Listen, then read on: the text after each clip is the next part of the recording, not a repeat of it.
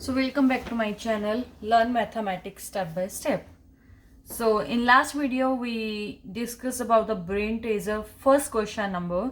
In today class we will do the second question of the brain teaser. So let's do the question number second.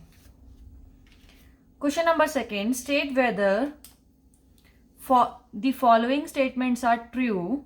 If not, then give an example in spot of your answer. We have to check whether these statements are true or false. If true is fine. If false, then we have to give an example to support our answer. So first question asks, if P by Q is greater than R by S, if P by Q is greater than R by S, then when we take into between the lines, or we can say that into the modulus, it should be greater than as well. So we will take an example and we will do. Let's see. Take an example where this condition would be satisfied. Like if you take in a positive, it does not make any difference in both the condition because we are considering these two lines. So in this case, just take an example with the negative rational number. Like we know that, just take a very simple example, minus 2 by 5 is greater than minus 3 by 5. I take this example because denominators are equal, is easy to compare, and we know that minus 2 is greater than minus 3. So for this condition, this rational number is satisfied, like P by Q is greater than R by S. Now we have to satisfy the same condition with the modulus line. Let's see. If we put this P by Q, that is minus 2 by 5. When it comes out of the line, it means when we find out the absolute value of minus 2 by 5, that should be 2 by minus 2 by 5. Absolute value of minus 2 by 5 is 2 by 5.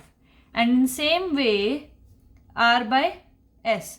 And we put in this modulus line, put minus 3 by 5. And what would be the absolute value of minus 3 by 5? That is 3 by 5. Right? So, is that condition satisfied for this value? It means is 2 by 5 is, question is 2 by 5 is greater than 3 by 5? Is P by Q in a line is greater than R by S in a line? And P by Q in a line is 2 by 5 and R by S in a line is 3 by 5. Is that true? Denominator is same. Is 2 is greater than 3? No. So it means false. This statement is false. If P by Q is greater than R by S, then it's in line. Then P by Q in line greater than R by S? No, this is false. So we take an example and we prove that this condition satisfied for the first thing but does not satisfied for the second term. Let's do the next question. If in modulus x is equal to y, then x is equal to y as well. Just the inverse of this. So what we can do, again, don't take the example in positive, take in a negative. If we take x is equal to 2, or you can say x is equal to minus 2 and y is equal to 2. Right? Take first condition, if condition. When we write minus 2, that is x, is equal to 2. Is both statements are equal? Yes. When it comes from this line out, it means the absolute value of minus 2 is 2 and absolute value of 2 is 2. So first condition is satisfied. They are equal. But question is, then x is equal to y as well. See, then x is equal to y. Minus 2 is equal to 2. Is that fine? No, it's not equal. It means this statement is false as well. This statement is also false. So we have to just take a simple example and in this kind of situation with the absolute value signs, just take the negative rational number, so you can easily solve that. Let's move to the next question. Next question is asking if P by Q is a non-zero rational number in a standard form. This is in a standard form. P by Q, it is saying, first condition it is saying it is a non-zero rational number. Second also saying it is in a standard form. It is also in a standard form. If P by Q is a rational number which is a non-zero rational number and it's in a standard form, it is necessary that the rational number Q by P is also a standard form. Can you say that Q by P is also in a standard form? Just take an example. If P is equal to -2 and Q is equal to 3, and we can say that -2/3 is a same condition. It is a non-zero rational number and it's in a standard form. But we have to prove that the Q by P is also in a standard form. Let's write Q by P. Q by P. Q is 3 and P is -2. Can you say that 3 by -2 is a standard form? False. This is not a standard form, because in a standard form denominator is never a negative. It should be positive, because denominator is negative. If denominator is negative, it is not in a standard form. So I just take a very simple examples. Let's move to the question number 3. Represent 5 1/3 and -29/4 on a number line. We have to represent this two rational number on a number line. Let's do first. First is 5 1/3. 5 1/3. We know that 5 is a whole number. Only 1/3 is a fraction. 5 is a complete number and 1/3 is a fraction. So it means it will lie between 5 or 6. It will lie between 5 or 6. And what is the denominator of the fraction? 3. So it means each unit we have to divide in a 3 equal part. Each unit we have to divide into a 3 equal parts. Let's do 1, 2. So one part, second part, third part. Same way we have to divide each unit into a 3 equal part. Let's do 5 and 6. 1, 2. We've just put 2 marks and then divided into 3 equal parts. So this is 5. This is 5 1/3. 5 2/3. And this is 5 3/3. So this is the 5 1/3. This is the point which is first one is 5 1/3. Now we have to mark -29/4. First write into a mixed number.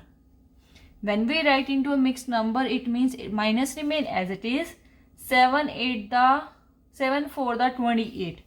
It means 7 1/4. 4 7 the 28. 28 plus 1 29. 29/4.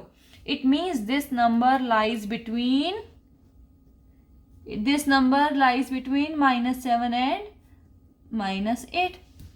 So this is -7 -8 and the fraction is 1/4.